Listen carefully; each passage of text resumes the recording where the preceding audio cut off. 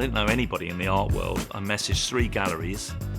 Jealous was one of them, Dario, who just found out that he was the founder. I didn't know him, didn't know what he did, and he sent an email that just said, do you want to do something naughty? There were no pictures, nothing. I didn't introduce myself.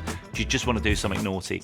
And didn't hear anything from the other 2, but Dario, literally within 10 seconds of me sending it, replied back. And I just went, yes.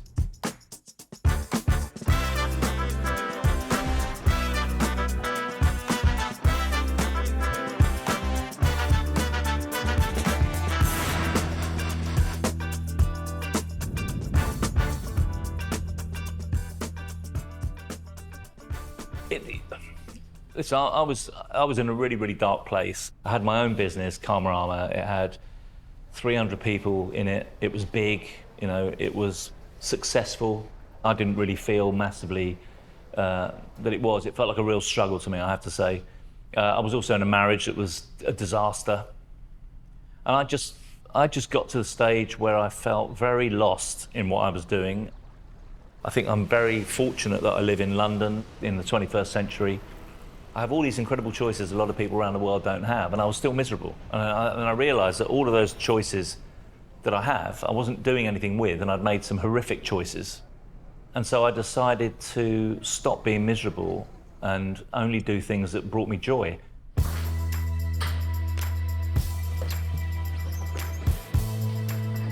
It just changes your life, because you suddenly go from feeling completely out of control to being in control, and sometimes you feel a little bit selfish as well. But I call it kind of positive selfishness. It's about doing what's right for you. We're like ice cubes on a red hot pavement, and we'll melt. And you know, if you're lucky, you'll leave a slightly dark stain, but it's all over in a flash. And I just think it's about taking control and doing what makes you feel good, because when it makes you feel good, it makes everybody in your environment feel good. And in a way, that's what we tried to do with the agencies that we'd set up. Were to base them in something that was good, that was decent. Because I find it very odd that when you walk through the revolving doors of your office or wherever you work, that you have to switch off all of those things that make you who you are, all of that values and that integrity that you would abide by at home. So why do you have to change it when you're at work?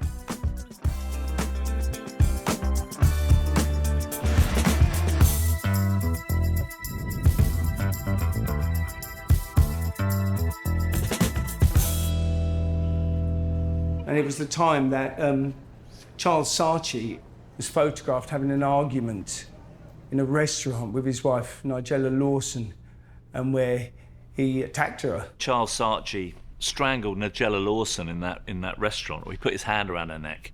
And he had a book out at the time where he was on the cover with these red horns, you know, all about his bolshy kind of attitude to business and life. And I just thought, he's there to be popped at. He made a sculpture, Dave Buonaguidi made a sculpture of a 6-foot Charles Saatchi with his kind of black and white suit, with the collars done, with, you know, buttoned right to the top without a tie. And he painted a red face and he gave him horns and red hands. And then I just didn't really know what to do with it, because I made it. And of course, all the people in the ad agency were shitting themselves, because they're like, oh my God, if he finds out we've done it, he's going to sue us, and then we're going to lose money and face and reputation. And I said, listen, the story is I've done it. I work in advertising. I can't get found out that it's me. The agency's already crapping themselves. And he said, fine. So we put it in the gallery. Then I heard later Dave Buonaguidi had gone on holiday and he picked up a newspaper, he was lying on the beach, and it was in the Sun newspaper. It was funny. They called me a young, unknown British artist. I thought I'd take that.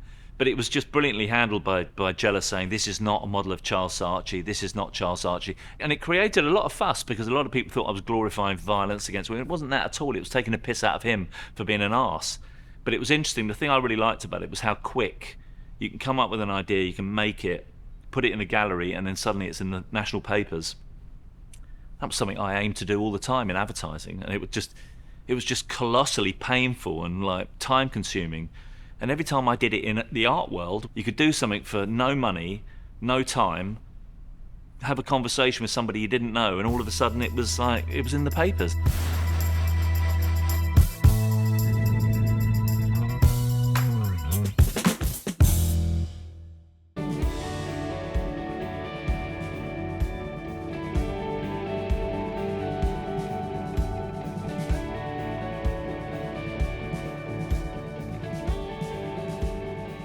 There was a guy called Scott Leonard that was working when we were in Chalk Farm. They were looking for creatives at this startup called Karmarama. It's a very small outfit at the time, very exciting. He came up with the idea, said, why don't we do a poster for the anti-war march? And it was the first big march.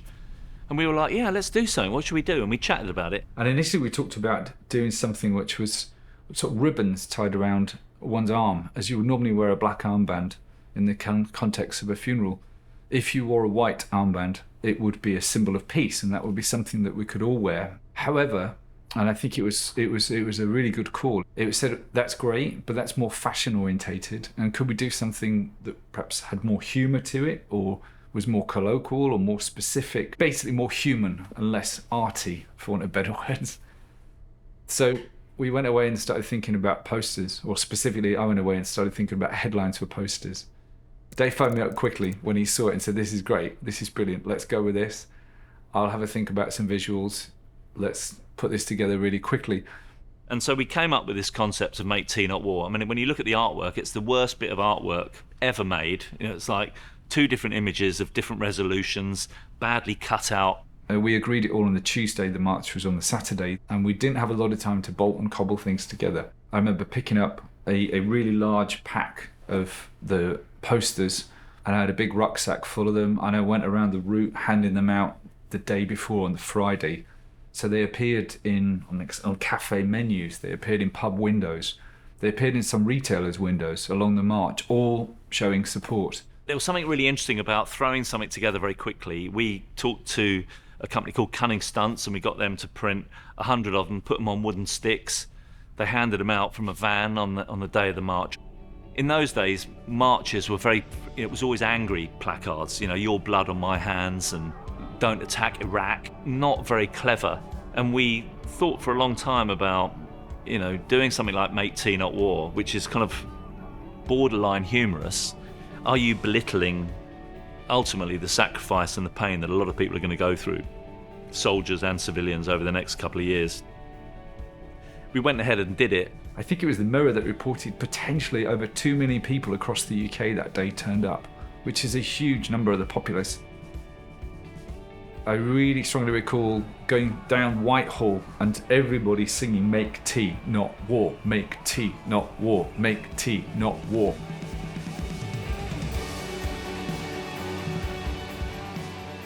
On the Sunday, one of the first things I did was get up early and go to the newsagents. It was on the front of the Sunday Times, and it was in the Sun and all the News of the World, and it was everywhere. I remember walking home with a real sort of armful of these papers. And I just thought, fuck, you know, there's something really interesting about that you can do something. And I think it was just because it had personality. It was a bit playful. For something that was very serious, it was quite playful. And it just danced that fine line, and I think it just resonated. Today it's part of the V&A collection. It's part of the Imperial War Museum's collection. So it has become part of the national narrative around peace and protest. When people were chanting "Make Tea Not War" coming down Whitehall, it was a proud moment, it was an ecstatic moment, it's a very exciting moment. We'd managed to capture the feeling of the day, the mood of the day. No client would ever say, that's a good idea to do Make Tea Not War with Tony Blair with a teacup and a machine gun. They would never have bought that. But when you do it for yourself, you can do that, and then suddenly it refreshes everything, and it makes it much easier to have bolder messaging and bolder creativity.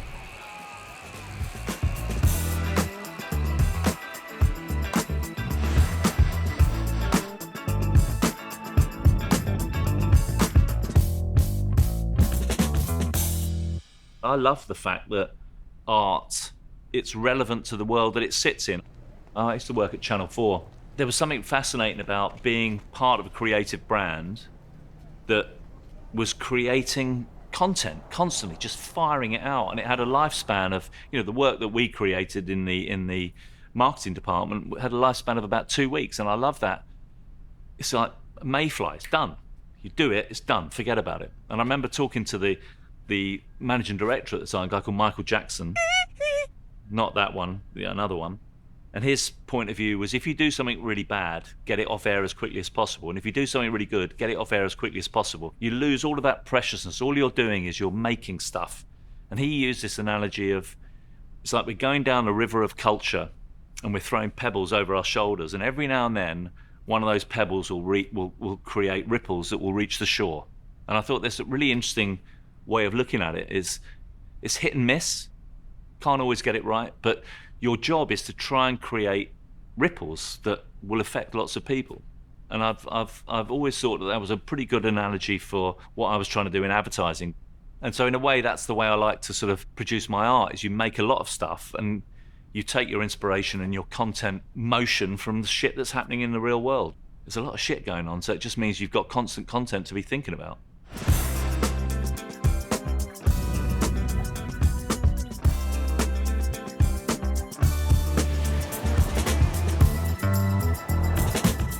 Dave came to us. We run desk space in our studios, and he needed a desk space. He'd finished, I think, at Karmarama. I resigned to go and set up another business because I was the founder. They made me do a year's gardening leave. Within the first week, I did the screenprinting course at Print Club. It was like an epiphany. I just went, right, I want to be an artist. He came to Print Club and started making art, which he hadn't done in a really long time. I don't know if he'd even done it before Karmarama, actually. I mean, probably at art school, maybe.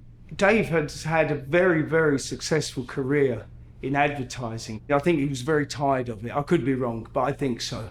He wanted to start something where it was just about, not just about him in the sense about me, Dave Buonaguidi, but something that he didn't have so many employees, so many deadlines, so much pressure on him. So he could make his own road without thinking about that. And that's why he joined Print Club, which was so important for him, because then he was surrounded by like-minded people. And in a way, he was the new kid on the block.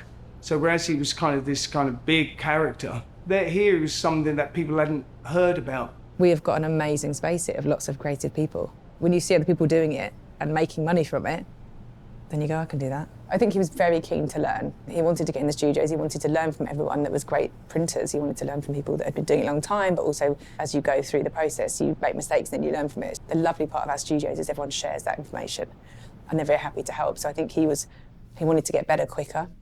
I rented desk space next door to this print studio, and I was just in there all the time, printing, learning, trying to do stuff and work out what I wanted to be, and hoping that I would sort it out in a year. It took me 5 years to do it in the end. I think he was quite quick in the early days, and also it takes quite a long time to really, you can print, but to get the details right and notice that. I think when you're learning, you might not notice certain things that a more established printer, you know, or some of our people that are printers for a living as opposed to artists, they would notice.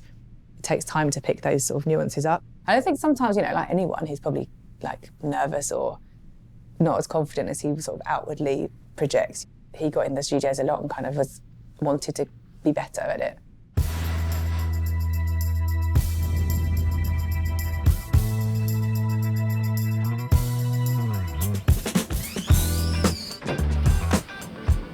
The thing I love about screen printing is it's mass production. You know, you can sit there and create one template or one screen, and then you can print thousands. It's old school, it's sort of analog, it's metal frames, ink, noisy machines. It's part idea, it's part setup, it's part actual making. And there's something really intriguing about coming up with this idea, and then very quickly you can pull a print and then you reveal it and it's done. And I just think there's something very magical about that. You know, painting is very slow. There's something quite immediate about screen printing, that you do that and then you lift up the bed. Bosh. I mean, as soon as he started doing his maps, we loved them. I was like, they're brilliant. I knew they were quite commercial, for sure. Maps are, even though they're functional, they are highly emotive. There's something about where am I from? I don't know whether it's an identity thing. It certainly is for me. You know, I'm half Italian, half Danish, born in London. I haven't got a clue where I'm from or who I'm supposed to support when things happen. I feel confused and slightly anchorless. And so when I see a map, I know exactly where I'm from. I'm from here, and that's where I was born, and that's where I've lived, and that's where I've worked, and this is my world. I love the fact that I can see the road that I lived in when I was born, where I worked. I think there's something really intriguing about that. I think it becomes a little bit of a celebration. You're dealing with something that's absolutely stunning anyway, as a piece of artwork. It's incredible. I've never seen anything like it. The amount of work and detail that has gone into creating this piece of work. And then I kind of fuck it up by printing pink words on it. But there's something about the life that it's now got, which is different to the life that it had. It was much more functional before. Now it's a bit more emotional, and it means something more than just where you're going and using it as a sort of a device to find a place. It's now about where you're from, and in this case, whether you're north or south of the river, there's something, I think, very fascinating about that. But like I said, I think it's driven by my own lack of understanding about where I'm from. I don't know where I'm from.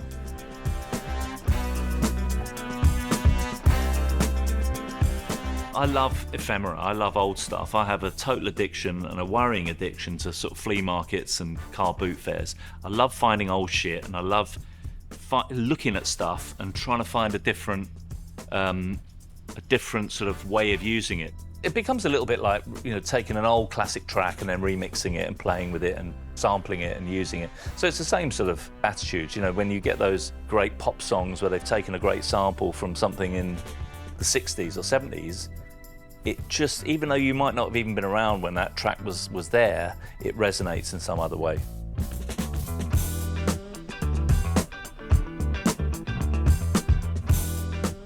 Just look around the studio. I am a hoarder. I look at it as I'm a hoarder with a view that I'm going to hoard it and I'm going to do something with it, and then I'm going to try and sell it.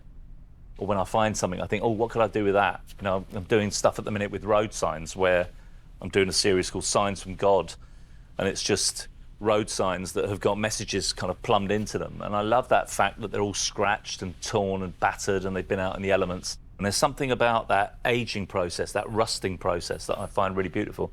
And it sort of shows that there's a history to it.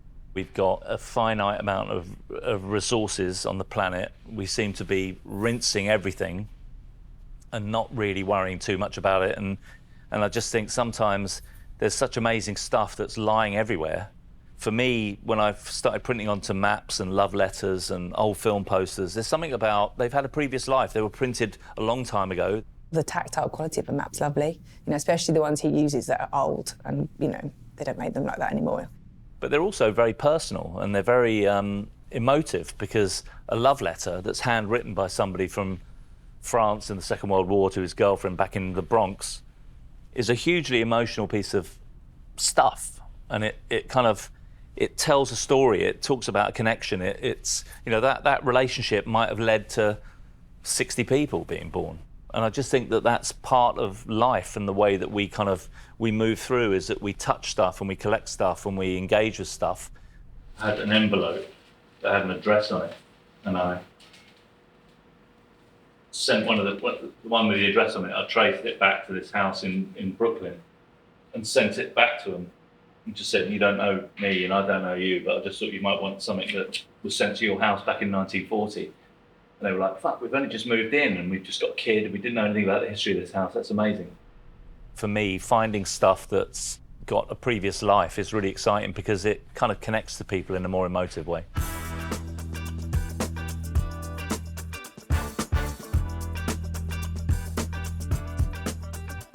From a marketing perspective, I think, which is always interesting about how he approaches it, it's like, how do I make myself more known? How do I make people want my work? Which is very much part of, him as an artist, isn't it? Like the persona. Every time I do a piece of work, it has to fit in within a guideline of what I know is hopefully a little bit unique to me, whether it's the language or the fonts I use or the colours or the technique. There's so much skill in that type and what he's written and how he's laid it out. When there's not much there, it's harder. It has to work.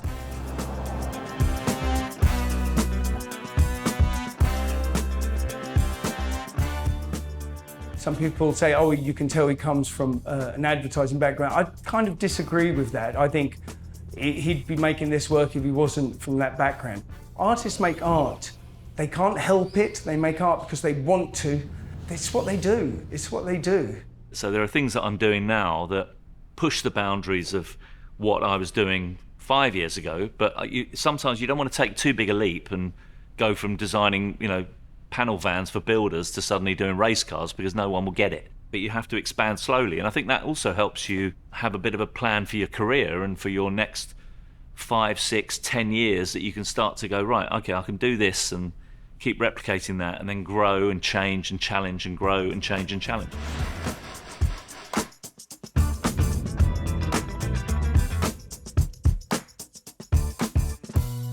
very good at responding to the zeitgeist, where he, you know, when there was lockdown, straight away, he said, oh, maybe we can make some masks. And this was before we went into that first lockdown, so we screen printed No Snogging on them, and we were giving them away.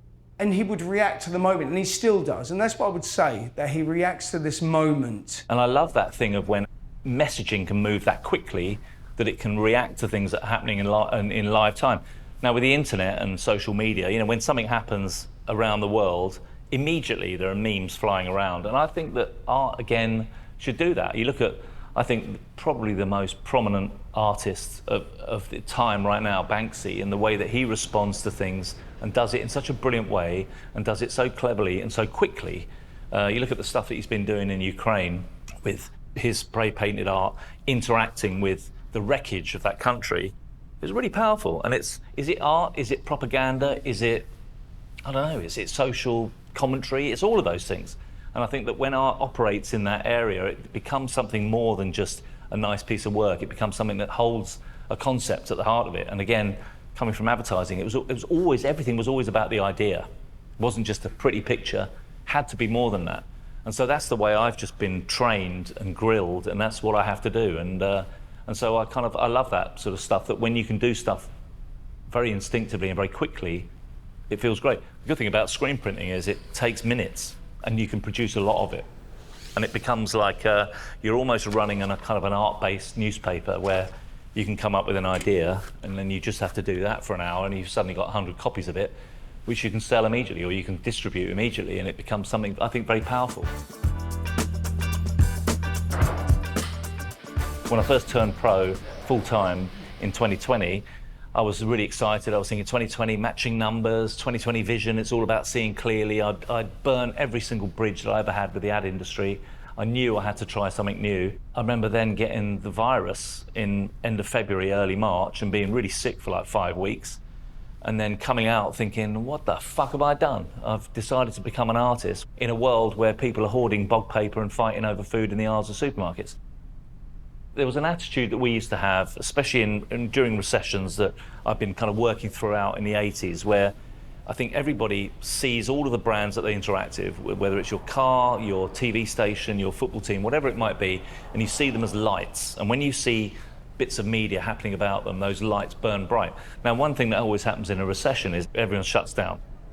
And so I just thought, one of the bits of advice that I always gave to my clients was, the one thing you should be doing is spending now, because all of your competitors are turning the taps off.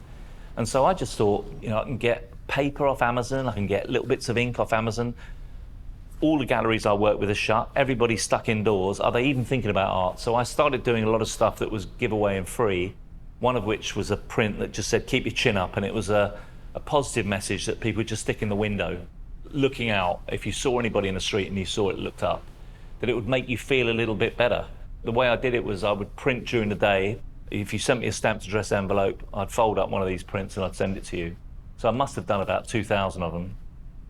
Just sent them all out, and it made me feel better. It made me feel good because I was moving and I was like the little windmill man, but it also made me feel good that I was sort of interacting with lots of people. I had a bit of content to talk about.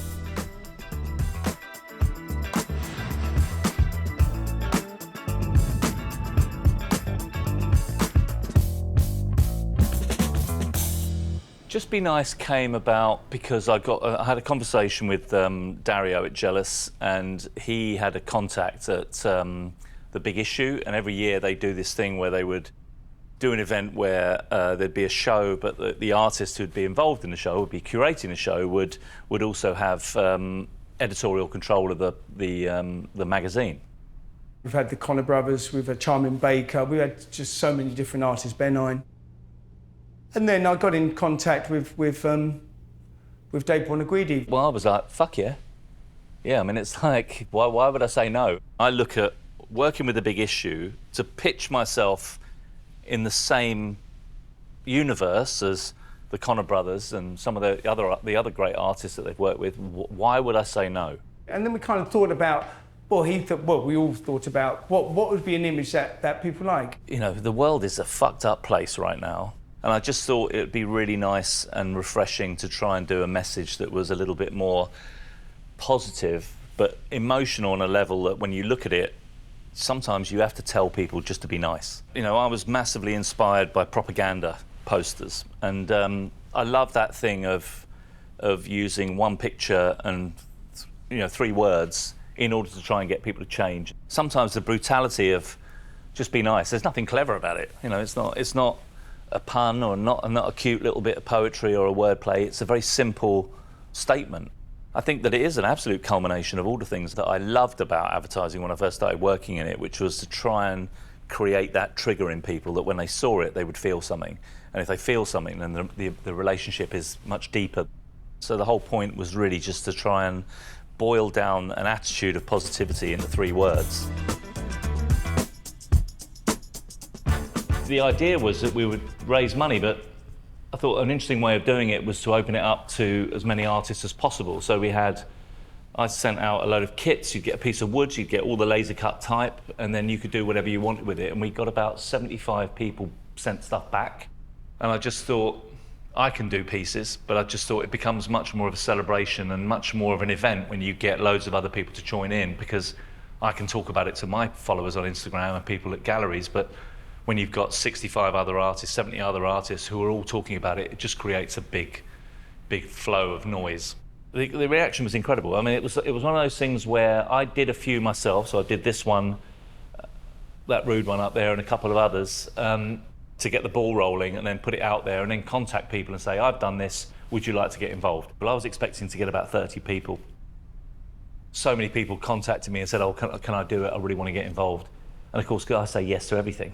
And so I just ended up handing out all these lumps of wood and all these bags of type, and then everybody came back with a piece. And so it was a really interesting dynamic. I really enjoyed it. It was really good to see every single bit of work that came in. I was like, fuck, that's amazing, it's amazing. You know, all of them are different. I've got to say, I love this one. The thing that I thought was really interesting was seeing how closely people followed the loose rules of saying just be nice. Pretty much everybody on this wall has said just be nice, but there was one up there that says bent juices, and a few where they've played with the type, like this one here, making it much more 3D. And these very personal ones. So this is the stuff that this artist, when she's feeling really down, these are the things that she does in order to sort of switch her back out of it. And then you end up with stuff that's a little bit more abstract and stuff that's got a bit more story to it. That's one of the joys as well. He'll work with lots of different people. He loves that. And that's, some artists just cannot think of anything worse. To work collaboratively, he always wants to do that. I think that's really important. And you get the most out of it when you do things collaboratively as well.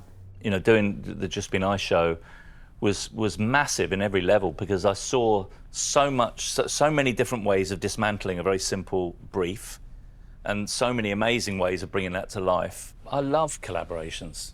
I love them. It helps you release a little bit. I think one of the things that we do as artists is we become a little bit too protective of what we do and a bit paranoid about what we do.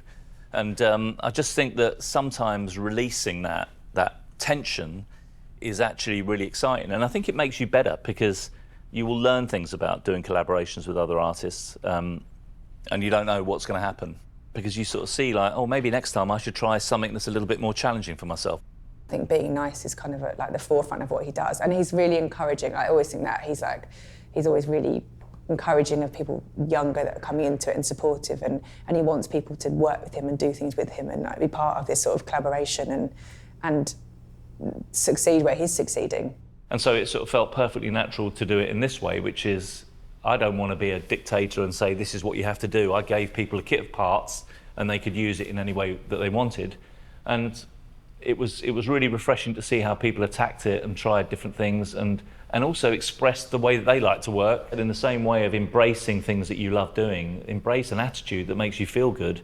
Just Be Nice is really easy. It's really simple. You say hello to people, you smile at people, they smile back at you or they don't. It doesn't matter. You just get on with it.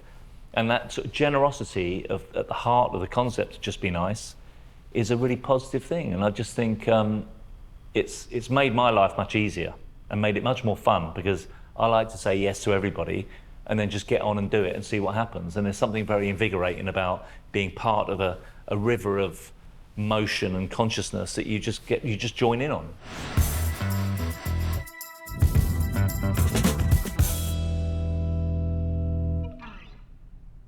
Oh, what do I regard as success? I don't know anymore. I mean, I don't think about success in any way. I've always had a really weird, very disposable, what I used to call kind of Lego mentality of you build it all, and then when you build it, you smash it all up and you rebuild it. It never sat there, it never worshipped it. And so I don't ever look at anything I've done with any level of pride. I don't know if that's the right word, but it's the Michael Jackson thing when I was at Channel 4.